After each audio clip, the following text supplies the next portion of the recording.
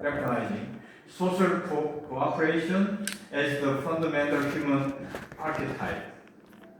So, this standard economics is based on the something new theory. Its history is about 200, 300 years. But before then, naturally, we are born to be cooperate each other. As you understand, we come here, this club, and we help each other together to help others to develop their English skills like that. So social cooperation and is the fundamental human archetype. Archetype means the original, genuine nature of a person. Yes, we are born to help, cooperate together. So I say that we should move from standard economics to the commons premise.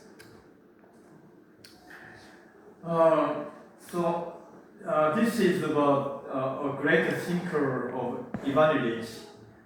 He is an educator, a thinker, and he was born in early 20th century and then passed away this century, early this century.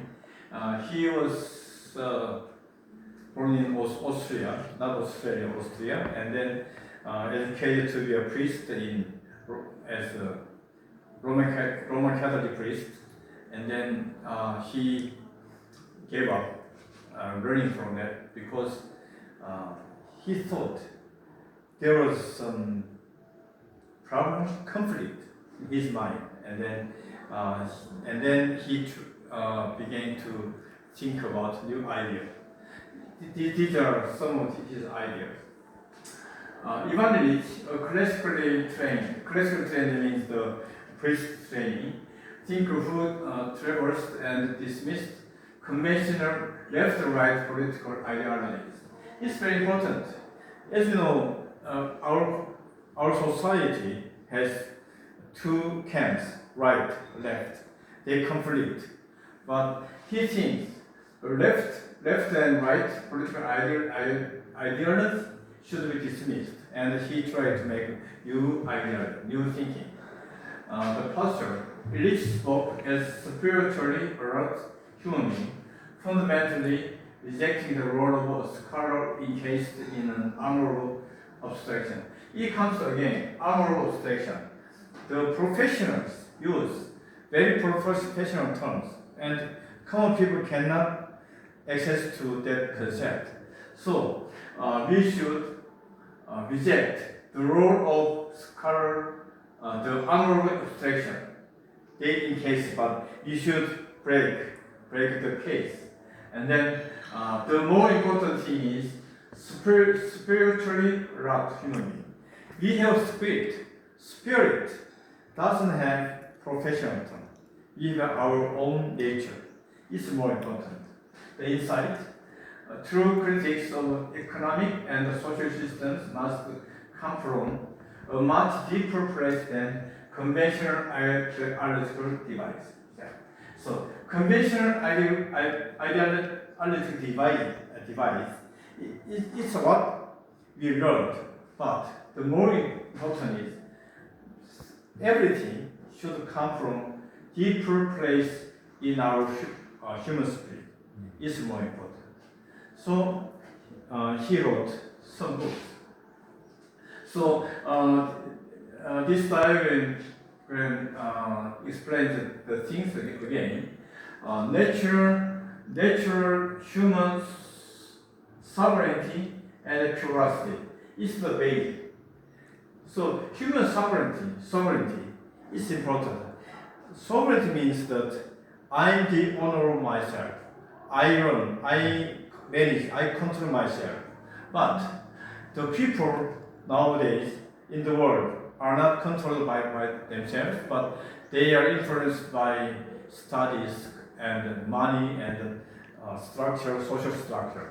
So human sovereignty is very important. So we have curiosity. from our nature, we are very curious. But when it comes through this process, the process is that capitalist hierarchies and elite professionals.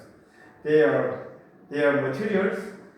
Materials are our curiosity, but curiosity comes along that process, and then this is like abstraction, armed abstraction, and is not for the people but for the professional persons. So Ivan Illich wrote some books, and he made many new ideas and new words. So conviviality, like that. Convivial means I said it before. Convivial, 공생공락, like that. Yes, and this schooling society, school system, right? He said formal education tends to stimulate genuine curiosity, learning, and independence. So our people, our children, kids, naturally have curiosity, but when they enter the school and then they learn something from the school, it can become like a theory, and then they are systemized from the schooling, and then the natural curiosity is gone off, and then they are trained. So this schooling society means that schooling curriculum is not always good. It's something like part of education, like theory. And first for conviviality, I said it, conviviality. And he wrote this book, 1973. Elite professional groups monopolize specialized knowledge strictly as instruments of control. This says what I said before today. So they monopolize. And what do they monopolize? Specialized knowledge. They learn very difficult things, and they say only we know everything, and they like to control other common people. So truthful conviviality means that we should learn very common technology of learning. Yes, the things we should know for our living, it's not so difficult. It needs high professional knowledge, but our common things can solve our life, the conviviality. And in 79, medical nemesis, Western institutional medicine medicalizes the human condition, ultimately creating more harm than good. So it's very simple proverb in Korean. 아는 것이 됩니다. Yes. We always see some programs on TV or read books or search on internet. There are many diseases and illness around my body, and then they teach us how to prevent or how to treat it like that. But we live now, and the human being lived 1,000 years or 10,000 years ago. They lived, but they didn't know this kind of so many diseases. But they could live healthy like this. If we do not know the things about medical terms, we can live on. We know too much things to control ourselves. So medical nemesis should be defeated. He argued that. So sovereign life exists in the vernacular domain. Vernacular means that not in the very highly developed society, but in the pure world. The goal is live as sovereign humans, free from colonized influence of capitalist hierarchies and institutional control. As it said, we should say that. So we are controlled by the money or capitalist, and so we are influenced from advertisement like that. So, but we should be out of that. We should have our sovereignty. We should be sovereign humans, and we should be free from that kind of influence. And the space, liberating possibilities exist entirely beyond the capitalist market economy in what illicit terms vernacular domains. So, capitalist market economy, we are dominate. We are living in the capitalist market economy dominated world. So, if we can get out of this, we can be free. We should be out of that kind of colony. So, customary law humanizes the environment by establishing the commons. This says that there are laws, many laws in the world, but there are some unwritten laws. What makes us to live on is not the law written or printed on the book, but there are many unwritten laws. We have some rules. So, like that, I like it, Jinju likes me. I don't know. I think she likes me. Anyway, but there is no law. My mind likes her. Her mind likes me. But there is no law like her laws. Jinju should like that. We don't have that kind of law. Many unwritten. We are here together. There is no written law. Written law is more important, and there are more abundant resources of written laws. So, why was customary law unwritten? Customary law is unwritten law, principle, not because people lacked the care to write it down, because what it protected was a reality much too complex to fit into rigid paragraphs. So, not because they are lazy, they didn't write, but the concept is in the whole world, and everything is done with that kind of rule, the law. And it's not to, there's no need to write that. But, and it shouldn't be very rigid and fixed one. We know that, and we understand that, we are aware of that, and then if you do not explain, we can live on.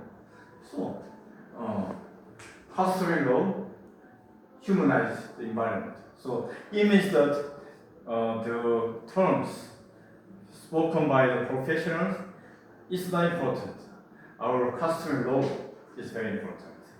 This is it. And the other thing is the rich permanent of modern economic innovation.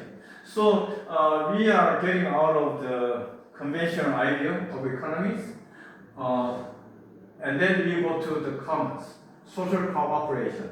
Social cooperation consists with like this solidarity economy. It's very popular these days in Korean, 사회연대경제, and peer production.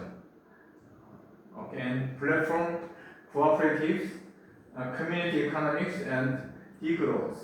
Degrowth means, in Korean, 탈성장. We are growing too much. If we stop, we cannot stop. If we have a pause, this process, and then we think about ourselves, and then we reflect ourselves, and we can find new things, more deeper one. As Jonathan says, our potential will be found by that. And this is the rebooting economy's donut. The donut economy is written by Kate Lewis in 2017. It's very important book. And I explain something more. There are circles. So this looks like Earth, where we live. And there are two circles. One is external and internal. We are around here.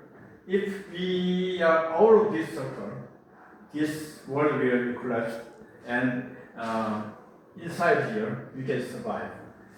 The goal of modern economics is strictly to inhabit the space between the foundation and the sharing. This foundation is sharing. I explain more. This is the concept. Like that. These are essential ones we should have: energy, water, food, health, education, peace and justice, social equality. These are very essential. We cannot abandon. We should always keep it. But there are two directions. One is to preserve this. The other direction is to be out of this. I say we shouldn't be out of this.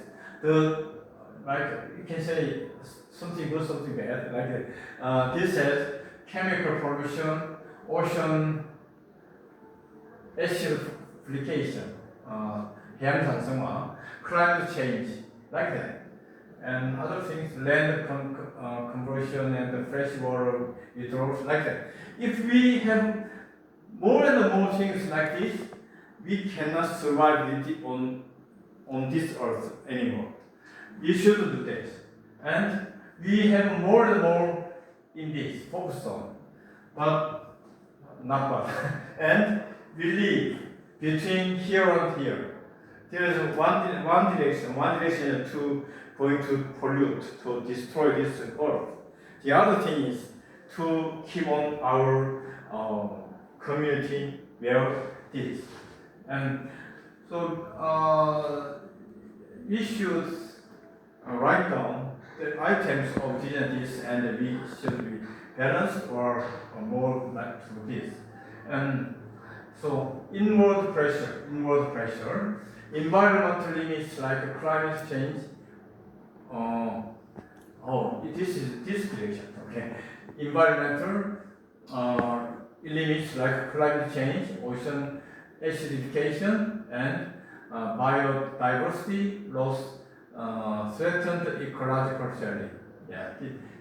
This threatens ecological sharing. And then the other thing, this thing is inside. The drive to eradicate shortfalls in basic human needs like water, food, education, and political voice. This is also not too good. Yes, and we should eradicate this. And the green zone, the ultimate target, a regenerative and distributive economy. Regenerative is important. Not recycling, but we use this and then use again, and then use it again after the cycle, and it comes to the origin, the first place, initial place. So regeneration is very important. This is very important since he wrote this.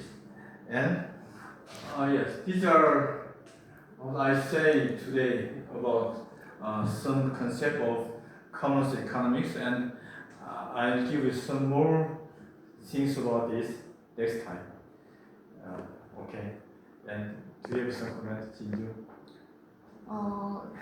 It was very good to know about the commonwealth and the further concepts. Yeah. Thank you very much. Thank you. Do you have something to say? Very good information. Okay. Jonathan? Yeah, I think this is very marvelous. I'm delighted to have some information on this. I want more lectures. I can wait till the next lecture. Very good, wonderful lecture. Okay, thank you. So our Gold Club presents always very valuable and something to learn. So you can learn. It's just like a lecture by Seoul National University professor. So there is one word, peer production. Means, so you know peer evaluation like that. So production, not only by the high technological company, but by ourselves, is more important. Peer production means conviviality. Okay. Very revolutionary concept, a very revolutionary approach to It's it. like peer production is like production and demand in a neighborhood like that. Yes. That's just the pure production, and nowadays there is platform. So there's internet, and they have some organization. And if I'd like to make this laptop, if I put it on the page, and then somebody who has design of this laptop will put up the design, and then they discuss together how to make material, how to connect it like that. This is pure production. I introduce something more about that next time. Okay, this all. Thank you. Yeah, thank you very much.